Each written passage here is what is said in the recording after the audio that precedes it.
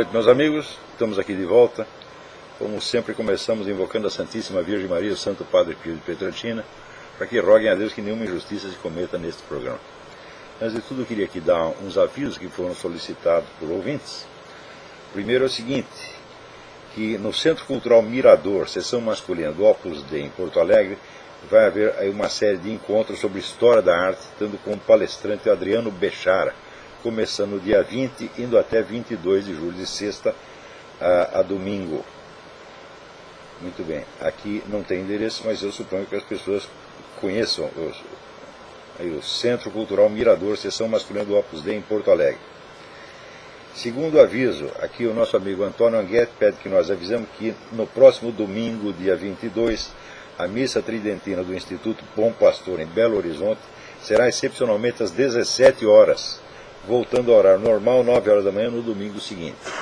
E por fim, eu queria pedir a vocês que dessem uma olhada na página do meu filho Davi, no Facebook, www.facebook.com/marchetaria, com CH, marchetaria.brasil, onde ele expõe algumas das suas obras de marchetaria e pintura, que são realmente um negócio espetacular.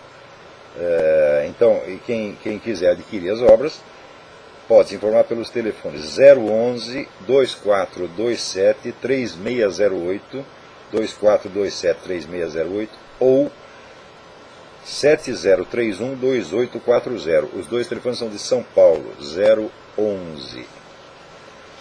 Então, evidentemente, também tem uma outra coisa. Amanhã, para aqueles que estão nos Estados Unidos, em Washington ou em mediações, amanhã vai haver um importantíssimo encontro no National Press Club, na Rua 14, presidido pelo nosso amigo Cliff Kincaid, que é, vamos dizer, uma investigação abrangente sobre a vida e obras de Barack Hussein Obama.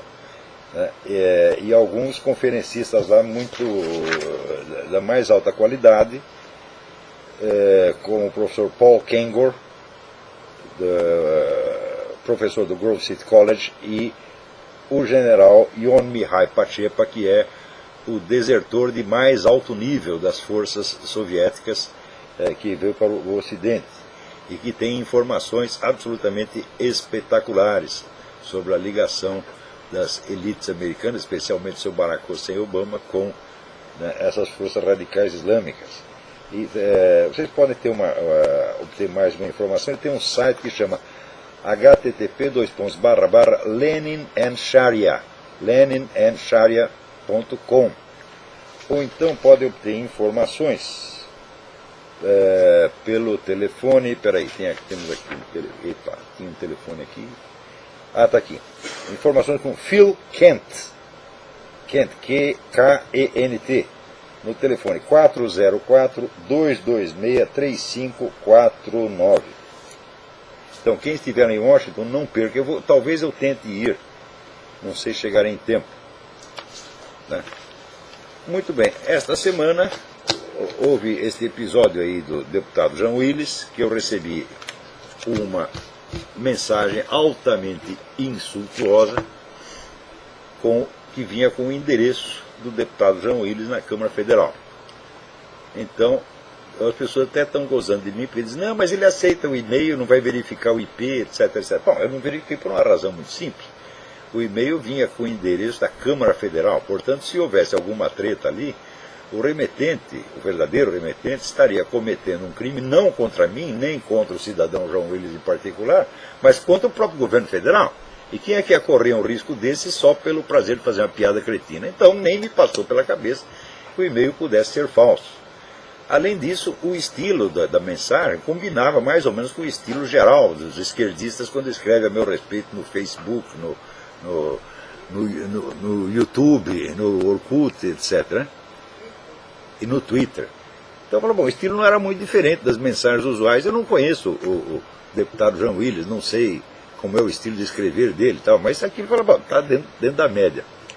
E respondi aquilo que me parecia no momento ser o pensamento do deputado Jean Willis.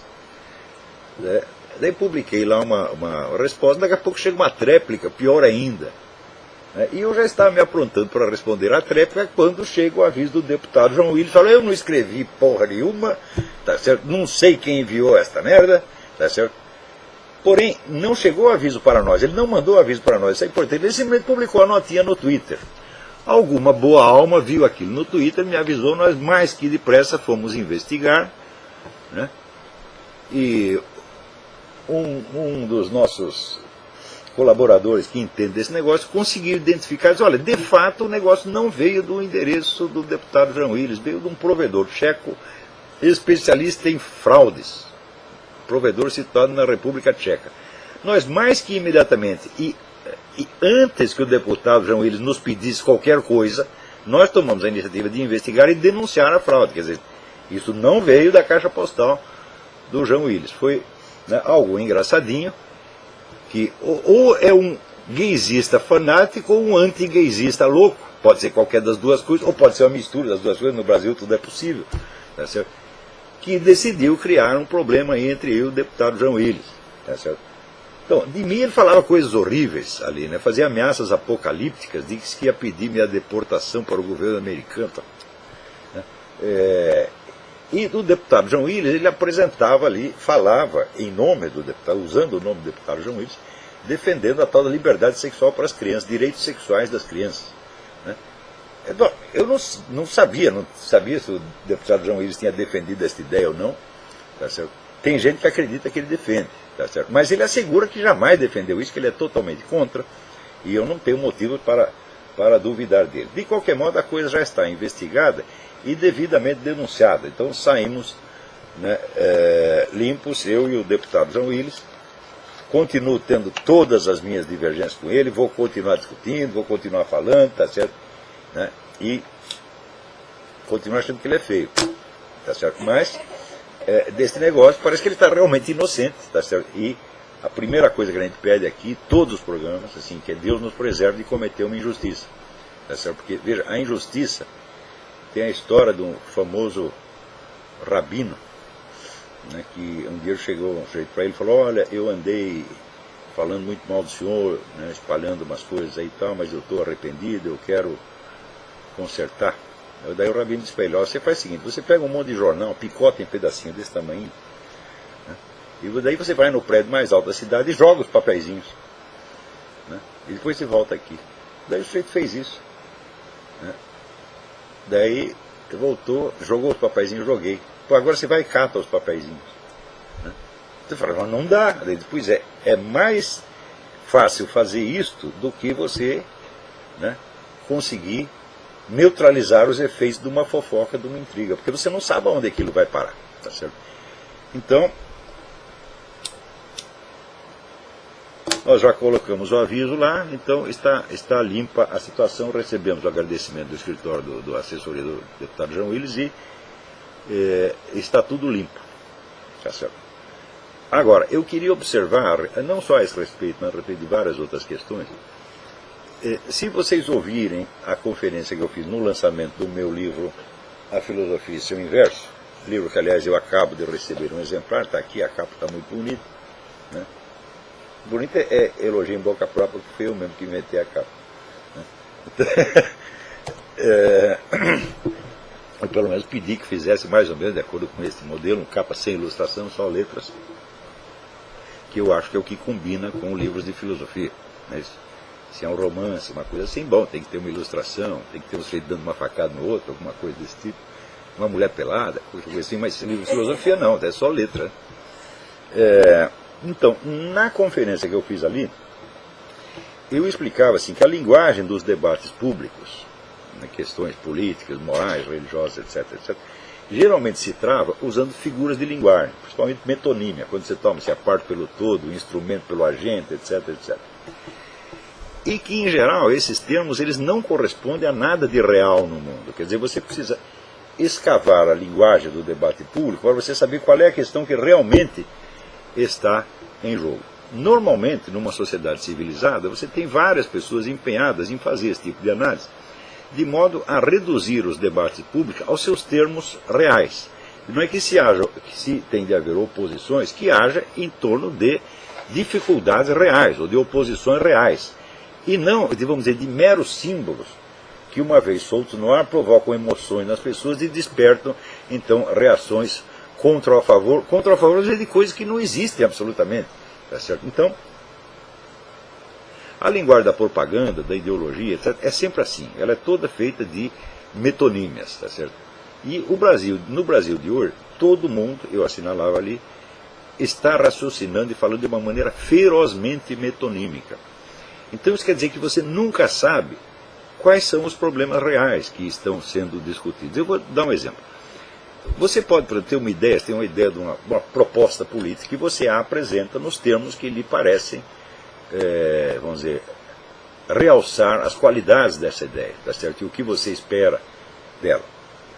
Isso não quer dizer que você tenha realmente examinado esta ideia para ver a que ela pode corresponder na realidade dos fatos, ou seja, qual é a substância, por assim dizer, material da ideia. Você ressalta as qualidades que você lhe atribui, mas note bem, entre a qualidade que uma coisa tem de ser boa, de ser má, de ser maravilhosa, tá certo, etc., etc., e a substância, isso é, o que ela realmente é, existe uma distância enorme.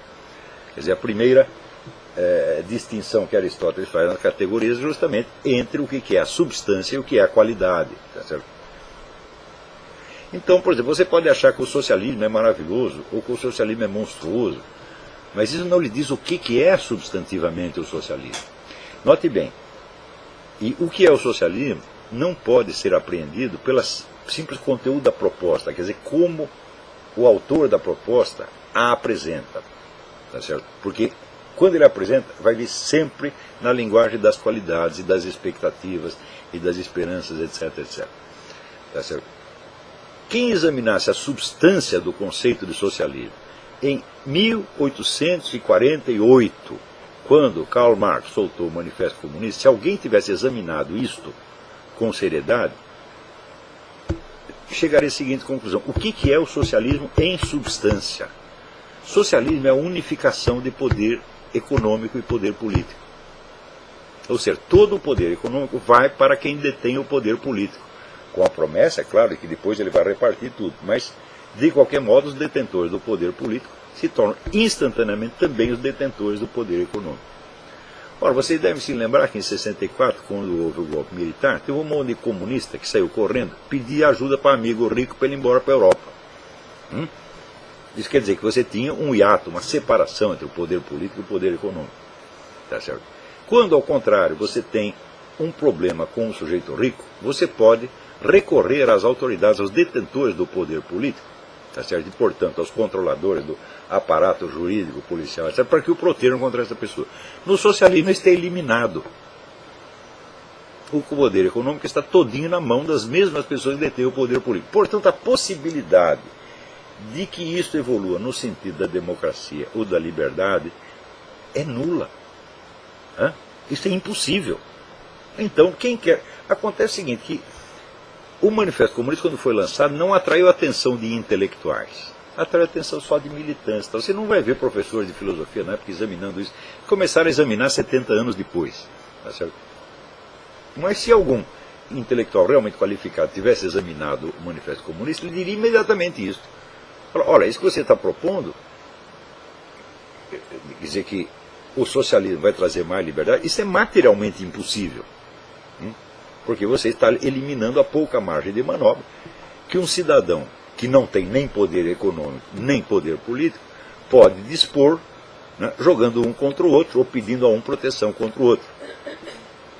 Isso estará eliminado e você terá inventado a ditadura mais perfeita de todos os tempos. E uma vez constituída, esta ditadura não poderá ser desmantelada. Por quê? Se você disser, não, mas nós fazemos socialismo, daí nós vamos dividir o poder político entre as pessoas. Não pode haver político sem poder econômico que o sustente. Como o poder econômico já está na mão dos detentores do poder, então acabou, não tem para onde correr e não tem como desmontar o sistema. Isso é exatamente o que assinalou o Martin Melia naquele livro A Tragédia Soviética, onde ele viu que as tentativas de reforma do regime soviético iriam fracassar necessariamente, porque o regime era irreformável. Ou ele desmantela, ou ele fica como está. Então quer dizer que o socialismo é essencialmente ditadura. O socialismo sob qualquer das suas formas. Seja o socialismo internacional dos marxistas, seja o socialismo nacional dos nazifascistas e assim por diante. Então, ninguém examinou e a discussão sobre o socialismo continuou na base de figuras de linguagem, sem que ninguém prestasse atenção na substância do que estava sendo ali proposto, né? Do mesmo modo, quando se discute hoje, por exemplo, casamento gay, as pessoas reagem a isso na base, vamos dizer, da resposta emocional a uma figura de linguagem. Porque casamento gay é uma figura de linguagem, não é um conceito científico descritível. Tá certo? Então, você veja, por exemplo, se dois homens machos, atraídos um pelo outro, casam, é um casamento gay. Agora, se um homem macho casa com um transexual operado, onde há perfeita diferenciação dos papéis, também é casamento gay. Eu digo, mas o que é isso? Tudo cabe, é saco de gato. Tá certo? Então não há um conceito que explique para você exatamente o que é um casamento gay, materialmente o que isso vai representar. Então as pessoas tomam posição conforme, vamos dizer, aquela figura de linguagem lhes desperte respostas positivas ou negativas, respostas emocionais. E daí esse debate vira um pandemônio completo. Tá certo? E se não tiver pessoas qualificadas para analisar o negócio, saber, peraí, do que nós estamos falando mesmo? O debate pode crescer em intensidade e virulência, tá certo? Na base da pura afeição ou repulsa a símbolos. É uma coisa de louco, tá certo? E as pessoas estão tão desacostumadas no Brasil à análise desses conceitos, que quando eu tentei fazer análise sobre o negócio do homossexualismo ser natural ou antinatural, um monte de camarada evangélico católico ficou bravo comigo, né? Eles não são capazes de analisar a coisa, eles querem realmente tomar posição na base do símbolo e da reação emocional. Então isso quer dizer que a simples função, vamos dizer, esclarecedora, que é de um filósofo na sociedade, as pessoas nem sabem o que é. Inclusive pessoas que são, entre aspas, formadas, né, em filosofia, né? Porque antigamente o Bruno Tonantini dizia, não, os caras deviam dar um diploma honoris causa de filosofia para você. Eu digo, quem vai assinar essa porcaria, né? Isso é um cheque sem fundo, pô. Não tem pessoa qualificada para assinar isso no Brasil. Aí eu podia dar um diploma para eles, porque eu estudei, eu conheço esse negócio. Esses camaradas não, eles são um bando de incompetentes, pô. Quem é que não sabe, né? Então, tudo que eu estou tentando fazer com relação a este debate, meu filho, não é tomar posição em face de símbolos. Eu não sou trouxa, quer dizer, eu não sou, vamos dizer, um touro desse de tourada que você agita um pano vermelho e ele investe em cima. Não, eu quero saber do que se trata realmente. Quer dizer, se é para comprar uma briga, eu tenho que comprar uma briga substantiva. Tá certo? É claro que tem pessoas que não imaginam que existe esta atividade analítica, crítica dos conceitos, então eles acham que eu estou simplesmente tomando posição. Eu falo, bom, o cara está me interpretando no nível intelectual dele, o que é que eu posso fazer? Então, você vê, exemplo disso. Alguém me manda aqui uma matéria, sendo uma estudante brasileira esteve em Cuba, e ela está dando o seu depoimento direto de Cuba e derrubando mitos a respeito de Cuba. Tá certo? Então ela fala maravilhas de Cuba, etc, etc. Bom, ela não esclarece que ela esteve somente nos lugares que o governo determinou onde ela podia estar, quer dizer, ela foi lá como convidada. Então você vê aqui a nossa fazenda modelo, a nossa, né? E você não circula livremente pela sociedade cubana. Por exemplo, ela foi visitar as prisões para saber quantos prisioneiros políticos tem lá? Não, claro que não. E assim por diante. Agora, tudo que ela vê de ruim na sociedade cubana, ela diz, eu vi com os meus próprios olhos o efeito do bloqueio econômico americano. E as pessoas leem isso e acreditam. Eu digo, escuta, peraí, uma relação entre uma medida econômica e o estado da sociedade não é algo que você possa ver com os olhos. Tá? Isso depende de uma análise econômica. Não é um fenômeno físico que você possa enxergar. Tá? Não tem um treco chamado aqui efeito do bloqueio, que você vê assim, como se fosse um poste na rua. Ou seja, o depoimento direto não vale absolutamente nada sobre isso. Você precisaria contar a história, tá certo? E mostrar um por um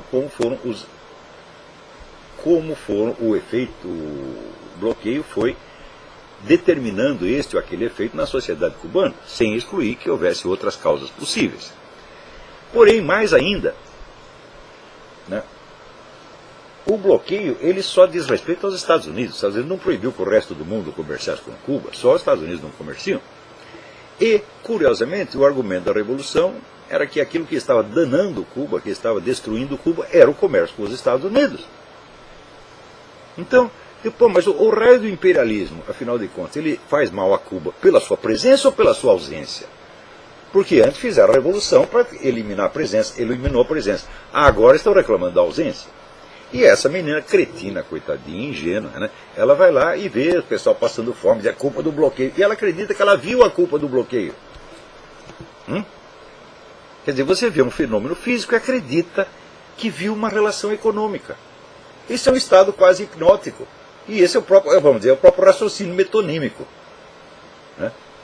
Quer dizer, você vê um efeito e você acredita que viu a causa. Mas a ligação da causa com o efeito não é um fenômeno material, meu filho.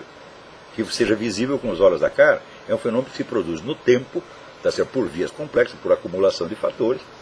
Tá certo? E que, quer dizer, ademais tem esse pequeno problema de que ele contradiz o discurso da própria Revolução. O seu problema antes não era exatamente que estava cheio de americanos comprando e vendendo em Cuba? Agora eles foram embora, agora está reclamando que você quer eles de volta. Tem alguma coisa errada. E curioso que o sujeito me manda esta matéria, né? E tem um monte de comentários, e nos comentários ninguém se lembra de dizer, escuta, você viu os efeitos? Você viu as causas?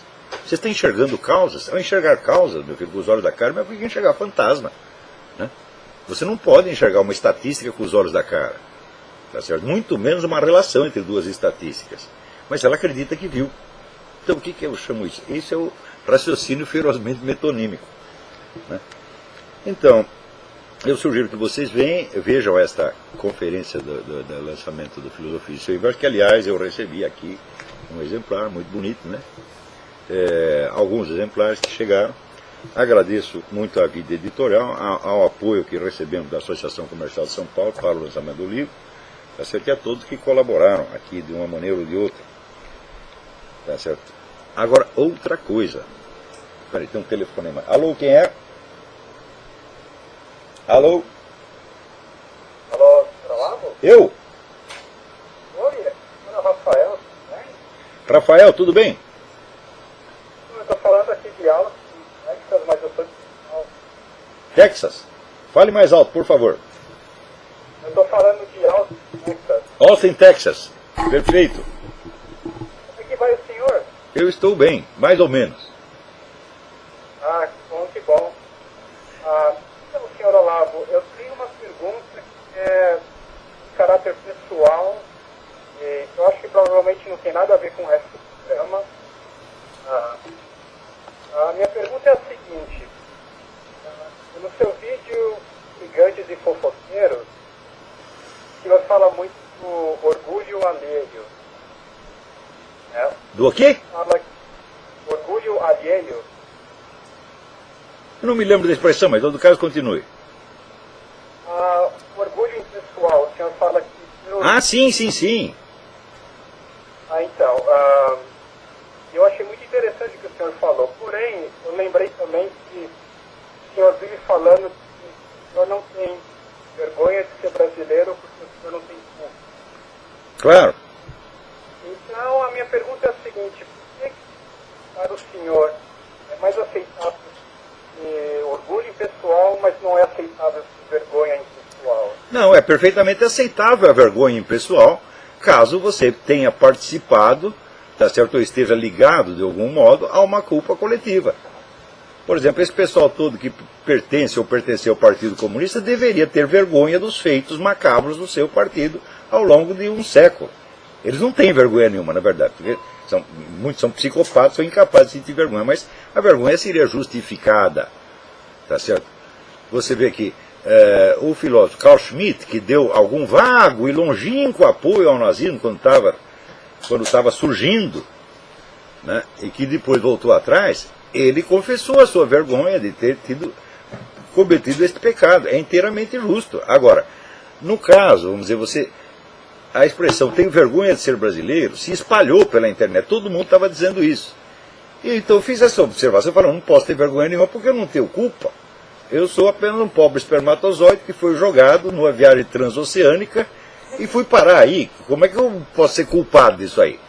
Quer dizer, eu posso ser culpado, posso ter vergonha da parte que eu ajudei a embostear o Brasil. E ajudei um pouquinho, porque durante 3 anos eu pertenci a esse movimento esquerdista, tá certo? Ajudei a promover um bando de filha da puta. E depois eu me arrependi. Mas fiquei quieto durante muito tempo.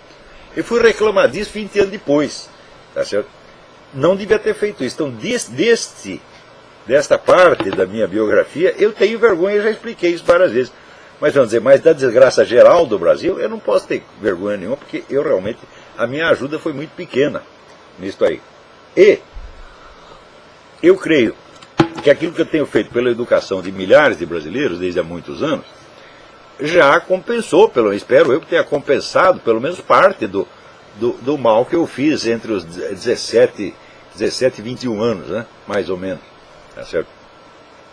Então não tem essa desculpa de que eu era um jovem idealista. Eu nunca vi um jovem idealista. O que eu vi na minha vida é muito jovem vaidoso, acreditando que ele tem a capacidade de reformar o mundo à sua imagem e semelhança, e que o maior problema do mundo é que todo o poder não está na mão dele.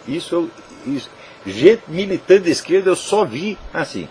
Ele é militante de todos esses movimentos. Esse pessoal assim é tão burro, que eles não percebem que hoje em dia todos os movimentos de protesto do mundo, de reivindicação e de minorias, todos, sem exceção, estão instrumentalizados pela elite globalista e trabalhando para o aumento do poder dela. É só você rastrear, assim, fazer a pergunta de onde vem o dinheiro. Você vai lá no site do David Horowitz, Discover the Network. Então você vai ver que tem lá um movimento para salvar as focas não sei aonde. Daí você vai ver de onde vem o dinheiro, vai rastreando, chega no George Soros, chega na turma do Bilderberg, é sempre a mesma coisa, porra. Então, olha, direitos da mulher, direitos gaysistas, direitos dos animais, direitos disso, direito daquilo. Quando você vai rastrear, é tudo a mesma coisa. Esse pessoal está todo trabalhando para a tal da nova ordem mundial, porra. Todo mundo são um bando de trouxa. Eu sei que isso às vezes é uma revelação tão traumática que o sujeito fica sabendo disso. É assim, meu mundo caiu, ele entra numa depressão e estoura os miolos. Eu não estou sugerindo que ninguém faça isso, tá certo? Mas você tem que enfrentar a verdade da sua vida, meu filho. É isso? Quer dizer, quem você está ajudando, tá certo, com as suas ações? Né? Correto. Então, aí sim o sujeito tem que ter vergonha, porque colaborou ativamente. Não durante 3 anos, que nem eu, mas às vezes durante 30, 40 anos. Por exemplo, agora eu não acabei de explicar, examine o conceito de socialismo na sua materialidade e você verá que o socialismo jamais pode aumentar a liberdade, a dose de democracia. É impossível. Né? Mas, se o sujeito quer apostar, vamos dizer, se ele está encantado por uma figura de linguagem, então ele continua lutando por aquilo, os efeitos serão sempre diferentes daquele que está pretendendo. Quando ele descobre isso, fomos traídos, fomos enganados, a coisa se desviou, fala, não é, é a lógica interna do conceito quando se torna realidade. Tá entendendo? Então eu falava, não tem nenhum motivo. Primeiro, o Brasil não é um projeto, eu não participei da elaboração de nenhum projeto chamado Brasil. O Brasil é resultado de milhões de processos sociais históricos convergentes, tá certo? E impremeditados. Eu não participei de nada disso. Por que eu deveria ter vergonha? Né? Nem vergonha, nem ódio, nem coisa nenhuma. A gente apenas lamenta o estado do Brasil, porque o estado do Brasil é muito pior do que vocês imaginam. Quando você vê, por exemplo, o debate político aqui nos Estados Unidos, compara com o que no Brasil se chama debate político, é uma coisa de você chorar. Você quer ver um exemplo? Agora saiu aqui, né, uma nota do Foro de São Paulo dizendo que havia 2 agentes fascistas infiltrados, né, que são, vamos dizer, agentes de uma perigosíssima publicação brasileira de extrema direita. Vocês sabem quem eram os caras? 2 repórteres da Veja. Quer dizer, no momento onde a Veja já começa a se qualificar de extrema direita, você vê que a margem de direitismo admissível diminuiu ao ponto de se tornar infinitesimal. A Veja não é direita de maneira alguma, a Veja apenas às vezes antipetista, tá certo? Mas culturalmente, na esfera moral, cultural, etc., sempre está apoiando o pessoal da esquerda e promovendo a turma da esquerda o tempo todo, tá certo? Então, Quer dizer, se mesmo essa social-democracia rala, né, tipo tucana, se isso aí virou extrema-direita, quer dizer, a direita está proibida no Brasil, tá certo? E a uniformidade ideológica comunista está implantada, e as pessoas aceitam isso. Porque como o processo é lento, as pessoas vão se acostumando com os novos padrões de julgamento da realidade e elas vão mudando juntos sem perceber. E isso já aconteceu no Brasil. Claro, isso está muito longe de acontecer nos Estados Unidos. Aqui que é de esquerda, que é de direita, né? Como em todo lugar do mundo, tá entendendo? Exceto nos países comunistas e no Brasil. Agora, a América Latina vai ficar todinha assim. Ou seja, eles estão realmente implantando o sistema de poder comunista em toda a América Latina e tem gente ainda acreditando, tá certo, que é uma concorrência democrática. É concorrência democrática na qual o sujeito que leva o rótulo de direitista e até de extrema direita tem que fazer tudo que os comunistas mandam. Você não viu essa semana o prefeito Kassab mudando o nome de um viaduto, que é o nome de um general, né, do tempo do governo militar? Mudou a pedido do PCdoB. Nem por isso a turma vai deixar de chamar o Kassab de extrema direita, por mais que ele sirva essa gente, por mais que ele se curve e se ajoelhe na frente deles. Então isso quer dizer que a dose de oposição admissível está diminuindo quase nada. Eles não querem nenhuma voz contra, nenhuma. Você vê, eu mesmo, eu não estou ligado a nenhum partido político, não tem nenhuma ONG por trás, não tem nenhum movimento, nada, é apenas um indivíduo dando a sua opinião, né? E tem gente que acha, não, esse cara é muito perigoso, tem que tirar ele da jogada. Quer dizer, uma voz, um cara sozinho falando é perigoso demais para eles? Então isso aí é o totalitarismo mais opressivo, mais descarado que já houve. Isso já está implantado no Brasil e as pessoas acham isso normal e chamam isso de democracia. Por quê? É o negócio da rã na panela, quer dizer, o processo foi lento, as pessoas vão, à medida que as novas situações vão se implantando, os padrões para julgá-las também vão mudando junto com elas. Peraí, tem mais alguém aí na linha. Quem é? Otávio de Itajubá, tudo bem? Quem é? Otávio de Itajubá, Minas Gerais. Otávio de Itajubá, tudo bem? Tudo bem, Olavo? Tudo bem. Duas perguntas rapidinhas. Queria que o senhor comentasse qual que é o papel da família real britânica nessa nova ordem mundial. E comentasse também sobre o livro Máfia Verde, um livro já antigo. Olha, a família real como um todo eu não sei, tá certo? Mas o príncipe Charles, eu tenho certeza absoluta que ele é um servidor do Islã. Tá certo? Eu sei isso aí, vamos dizer, por certo modo, por informação direta, quer dizer, ele foi discípulo de um sheik islâmico durante muito tempo, e a relação discípulo e mestre no esoterismo islâmico é relação de obediência total. Não importa se o cara é príncipe, multibilionário, general, não interessa. Tá certo? Então ele foi discípulo desse sheik por mais de 20 anos. E a gente vê pelas atitudes públicas dele, são atitudes de franca proteção ao Islã. Tá certo? Então, isso quer dizer que aí houve uma área de convergência, uma área de colaboração entre dois grandes esquemas globalistas, o esquema ocidental, os Bilderberg, e o Islã. Eles têm áreas de convergência, como eles têm áreas de disputa e áreas de conflito. São três grandes esquemas, o russo-chinês, o islâmico e o ocidental. Esses três têm áreas de colaboração e áreas de disputa. Um ponto em que todos eles estão de acordo é o seguinte: a total eliminação do cristianismo da face da terra. Isso aí é o que tem de comum entre os três. Tá certo? Então, o que virá depois, bom, depois é que vai começar o pega para capar. Né? Agora, eu garanto para você o seguinte, que dos três, aparentemente o mais poderoso é o ocidental, porque ele tem mais dinheiro. Tá certo? Mas quando é que vocês vão entender o dinheiro em si mesmo, ele não é poder, ele é um meio de conseguir poder. Tá certo? Mas se você não o transforma em poder imediatamente, tá certo? Às vezes pode passar o prazo e você fica com o seu dinheiro, e o dinheiro só serve para você ser assaltado. Então, por exemplo, se você quiser destruir a elite russo-chinesa, é impossível. Você não chega nela. Se você quiser destruir a elite mandante do Islã, você também não chega, porque ela é quase clandestina. Até ela é uma multidão de sheiks reunidos lá em grupos esotéricos, e a trama do poder é muito complexa. Agora, se você quiser destruir a elite ocidental inteira, você solta uma bomba na reunião do grupo Bilderberg, pronto, acabou a elite.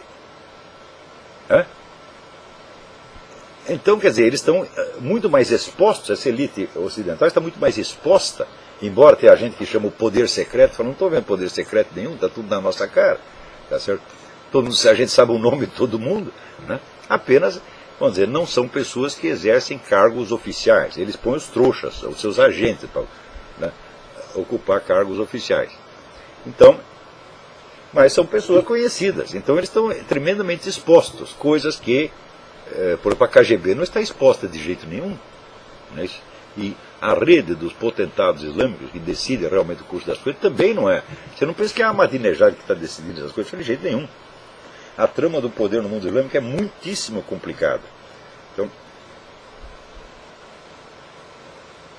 Então esse aqui é o negócio. Agora, tem um assunto que eu preciso falar, não pode deixar de falar, que é o assunto da semana, que é os resultados da comissão de inquérito do xerife Joe Arpaio a respeito da certidão de nascimento do Barack Hussein Obama. Na primeira sessão, que foi uns meses atrás, eles diziam que havia uma grande possibilidade de que aquele documento, certidão de nascimento, fosse falso, porque alguns exames, né, feitos por meios eletrônicos demonstravam que tinha havido alguma manipulação do documento. Porém, agora, eles voltaram a dizer, não, não é alguma possibilidade, agora é definitivamente, claramente e irrefutavelmente falso o documento. Né? Como é que eles veem isso? Porque tem contradições internas no próprio documento. Primeiro, o seu número de série é falso. E, em segundo, nos trechos que se refere ao pai do Obama, né, tinha várias ali cláusulas onde estava anotado à mão o número 9. O número 9 significava, no manual de instruções do Departamento de Saúde do Havaí na época, informação faltante. Então, quer dizer, faltavam informações sobre o pai. No entanto, essas informações estão lá. Então, por que informação faltante se a informação está lá? E segundo, onde designa a raça do pai, consta African. Acontece que o termo African só foi introduzido, vamos dizer, no linguajar popular a partir dos anos 80. Em documentos oficiais a partir de 89. Então, quer dizer, você tem uma informação extemporânea. Terceira coisa, a alta funcionária do hospital Capiolani, onde diz que o Obama nasceu, ela assegura que o hospital não forneceu nenhuma cópia PDF daquilo aos advogados do Obama. Então, pronto, acabou.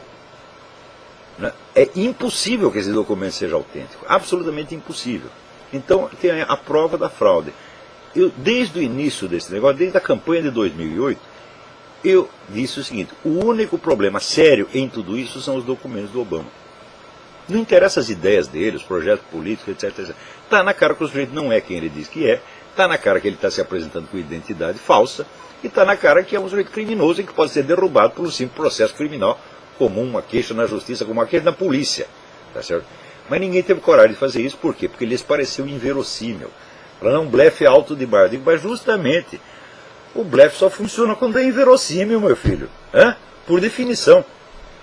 Então, aconteceu que o pessoal aí do Partido Republicano bobeou, John McCain não quis tocar no assunto, ficou todo mundo com medo, tá certo?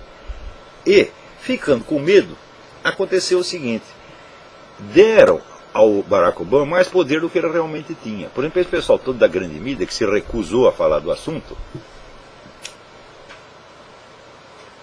em primeiro lugar, é muito fácil você controlar a opinião da grande mídia, porque ela está toda na mão de apenas 6 empresas. Então, 6 milionários entram em acordo. Se os 6 milionários são obamistas, pronto, acabou, não se vai falar mais do Barack Obama na grande mídia, vai aparecer só em 1 ou 2 canais, vai aparecer no rádio, vai aparecer na internet, e todo mundo vai ficar sabendo do mesmo modo, que a grande mídia não é tão grande aqui, nem tão importante. Mas tem gente que ficou com medo de mexer no assunto. Na medida que você tem medo, já é um medo preventivo. É o medo de uma ameaça que ninguém fez e que não pode cumprir. Por exemplo, o pessoal da comissão de investigação pediu que várias empresas fizessem exames técnicos da certidão de nascimento. As empresas pularam e falaram, não queremos nos meter nisso, etc, etc. Por quê? Se vocês fizerem o exame, vai acontecer o quê? O que aconteceu com o pessoal do Joe Arpaio até agora? Não aconteceu nada. O governo aqui ainda não tem meio de sair matando pessoa, botando gente no gulag, não tem esses meios. Mas se você começa a reagir como se tivesse, então você está construindo o poder tirânico preventivamente. Isso acontece no Brasil também. O pessoal tem morre de medo do PT, como se o PT fosse onipotente. À medida que esse medo se torna institucionalizado, o PT tornou-se onipotente. Mas foram as vítimas que criaram isso. Então, é um blefe, você aceita o blefe, daí o cara que blefou ganha a partida mesmo. Né? Isso aconteceu no Brasil, também está acontecendo aqui. Alguém aqui me pede indicações de leitura sobre a reforma protestante. Tá certo? Bom, o livro principal sobre a reforma protestante ainda é um livro alemão, de um alemão chamado Heinrich Denifle, D-E-N-I-F-L-E. Existe uma tradução francesa, eu creio que existe uma tradução espanhola, chama Lutero e o Luteranismo. Esse é o principal, eu tenho esse livro aqui, mas no meio da confusão aqui não consegui localizar. Outro livro importante é este aqui, William Cobbett, A History of the Protestant Reformation in England and Ireland.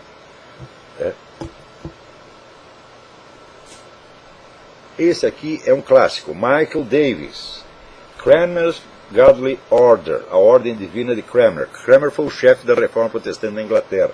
Esse é um livro da mais alta importância. Tudo que Michael Davis escreveu, inclusive escreveu depois um livro sobre o Concílio Vaticano II, tudo extremamente importante. E esse aqui, que é o outro clássico, The Revolution of the Saints, A Study in the Origins of Radical Politics, de Michel Walzer, W-A-L-Z-E-R. Eu lamento não poder indicar nenhum livro em português, porque, como você sabe, o nosso mercado editorial está atrasado em aproximadamente 70 anos. Isso é uma coisa incrível, porque o efeito que isso dá é dos mais cômicos.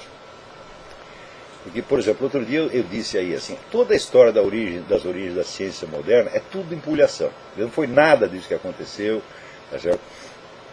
Então, por exemplo, a ideia de que não, a ciência moderna, a razão e as luzes, né, expulsaram a superstição, a astrologia, a alquimia, etc., etc., e criaram uma nova era de ciência e racionalidade. Isso é absolutamente falso, absolutamente falso. O que eu estou dizendo é resultado, assim, vamos dizer, de estudos que eu fiz em livros publicados nos últimos 70 anos que maciçamente confirmam essa tese. Como ninguém no Brasil lê esses livros, então a minha afirmação parece chocante. E daí o sujeito, baseado naquela informação que ele recebeu na faculdadezinha de fundo de quintal que ele frequentou, ele diz, esse cara não entende nada, ele falava analfabeta, aquela hora que ele está falando, só fala coisa absurda. Então é assim, é o provincianismo, o analfabetismo cria um novo critério de julgamento. Isso no Brasil está institucionalizado. Né? Então, não teve outro dia aquele rapaz que veio me informar da existência das geometrias não euclidianas? Não tem o outro que veio me informar, falou, não, você não entende nada de política latino-americana, você tem que ler o Eduardo Galeano, As Veias Abertas da América Latina. É um livro que a gente lia quando tinha 17 anos, um livro cheio de besteira. Eles me dão uma informação atrasada de meio século, como se fosse a grande novidade, quer dizer, uma informação que já está mais que desmentida, desmoralizada, mas para ele é novidade. Por quê? Porque o professor indicou esse livro na faculdade. A autoridade que os professores de faculdade hoje têm sobre os alunos é uma coisa incrível, incrível, incrível, incrível. Quanto mais analfabeto o professor, mais a palavra dele é tomada como coisa final. Então, assim, não se falou disso da minha universidade, então não existe. Quer dizer, que se criou, vamos dizer, uma ilusão, uma espécie de campo de avestruzes, com um monte de buraco para botar as cabecinhas, tá certo? E a total ignorância do assunto tornou-se o critério supremo de julgamento de tudo. Como esse critério, vamos dizer, é aceito assim, por aquelas comunidadezinhas, que para esses indivíduos, esses meninos são um mundo, você imagina um garoto que vem de um meio de classe média pobre, então, entra na universidade, ele acredita que ele entrou em Atenas. Né? Aquilo para representar a cultura. Né? Então, se a informação que não chegou naquele meio não existe, é irrelevante ou é falsa. E as pessoas acreditam nisso. E a função da universidade hoje é esta: é tapar o acesso das pessoas à grande cultura do mundo. Né? Daí que, outro dia chegou aqui a informação: 38% dos alunos de faculdade no Brasil não sabem ler nem escrever. E, no entanto, o governo cobra imposto para manter essas porcarias. E ele criou essas faculdades para isso, meu Deus do céu. Para todo mundo seguir o modelo Lula. Né? Então,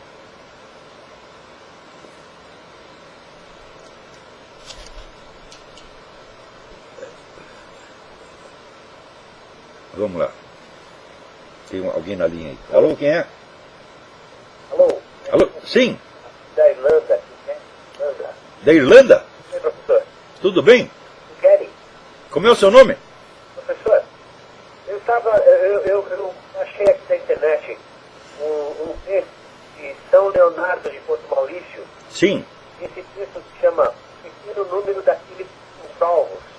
Sim. Eu estava lendo esse texto de São Leonardo de Porto Maurício, que é um franciscano, e ele fala que realmente a população é realmente para poucos. Assim, ele dá exemplos de quando um certo santo morreu, 30 mil pessoas morreram no mesmo tempo que ele.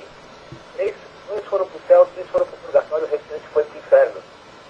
Entre 60 mil, 2 são salvos. Confere, senhor. Não tenho a menor ideia. Né? Eu não estou nomeado para o tribunal do juízo final, tá certo? Nem mesmo como testemunha. Eu vou estar lá apenas na condição de réu, como todos nós. E espero me safar na hora H. Não por meus méritos, mas pela misericórdia divina. É isso que nós devemos esperar. Agora, fazer o cálculo, realmente é uma coisa assim, né? Impossível. Porque Jesus disse, fazer isso por vós e por muitos. Ele não diz por poucos. Ele diz que não é fácil, mas ele diz que é por muitos. O que ele quer dizer com muitos? Como é que eu vou saber? De qualquer modo, eu vou procurar esse escrito de São Leonardo. Vamos ver. Ok, obrigado, professor. Obrigado, eu. Bom, nós estamos aqui já quase chegando ao fim. Mas para você ter ideia da diferença entre a luta política no Brasil e aqui nos Estados Unidos, você vê, aqui a cadeia de loja J.C. Penney começou a apoiar o movimento gaysista. Então, muita gente aplaudia, achou legal. Vamos. A outra metade não gostou. Resultado, as ações da J.C. Penney caíram para metade do valor. Isso quer dizer que aqui os dois lados, em qualquer circunstância, têm meios de luta. Ainda que a um deles seja sonegado o acesso à grande mídia. Porque aqui a grande mídia não é grande. Aqui, quando uma televisão alcança 3% da audiência, é uma grande vitória. No Brasil, não. A Rede Globo tem 70%. Quer dizer, um fenômeno como a Rede Globo jamais existiu no mundo. Então, quer dizer, no Brasil está num estado de uniformidade verdadeiramente soviético. Já alcançou esse ponto. E as pessoas ainda não se tocam. Por quê? Porque eles estão chamando isso de democracia e os idiotas acreditam. E também tem sempre a psicologia do senta que o leão é manso. Quer dizer, a gente fica com medo de ver como a situação é grave, então ele cria um discurso histérico tranquilizante, né? Com aquele sorrisinho aterrorizado na boca, diz, não, está tudo bem. Né?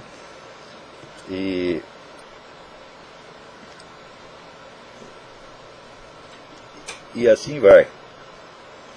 Agora, para vocês verem também os efeitos do passar do Barack Obama na presidência, de 2008 até agora, o número de pessoas que se inscreve no Social Security para receber auxílio doença é maior do que o número dos que estão procurando emprego.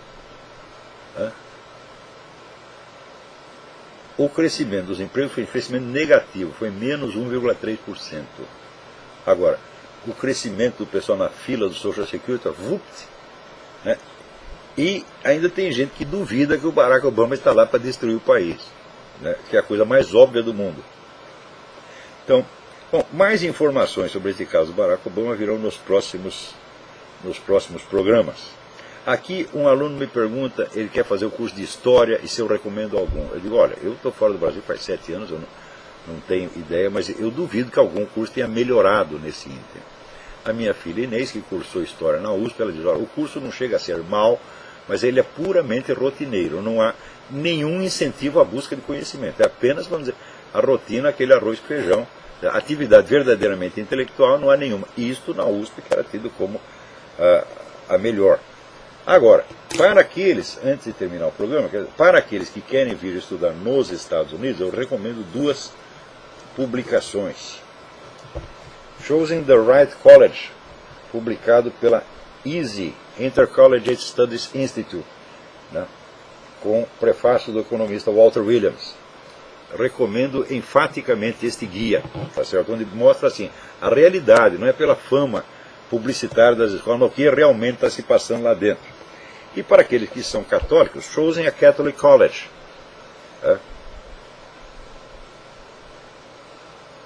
Publicado aqui pela Cardinal Newman Society. Então aqueles que querem vir estudar nos Estados Unidos, não façam antes de dar uma consultada nestes dois livros. Tá certo? Então, muito bem, estou feliz de que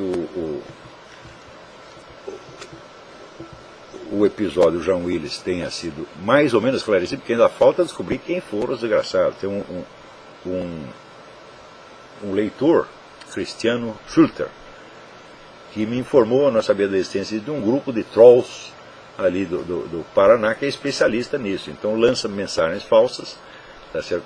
Ou de um direitista contra o esquerdista, ou do esquerdista contra o direitista, para queimar um dos dois e manipular a coisa toda.